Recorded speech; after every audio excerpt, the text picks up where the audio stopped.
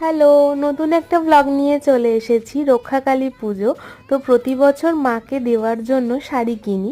তো এই বছরও শাড়ি কিনতে চলে এসেছি। আর এই লাল হলুদ শাড়িটা আমার ভালো লেগেছে, কিন্তু মনে হচ্ছিল যেন আর একটু দেখলে ভালো হয়। যতই হোক একটু দেখে শুনে না নিলে হয়?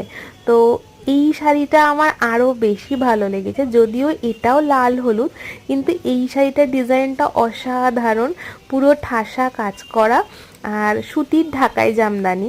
তো দেখতেও বেশ ভালো, আর কালারটা আমার ভীষণ পছন্দ হয়েছে।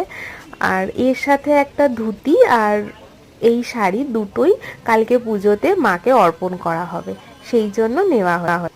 বাইরে তো প্রচুর বৃষ্টি পড়ছে, তো বৃষ্টির ঝমঝম আওয়াজ আর গাড়ির এত আওয়াজে আমি সমস্ত সাউন্ড অফ করে ভয়েস ওভার দিচ্ছি।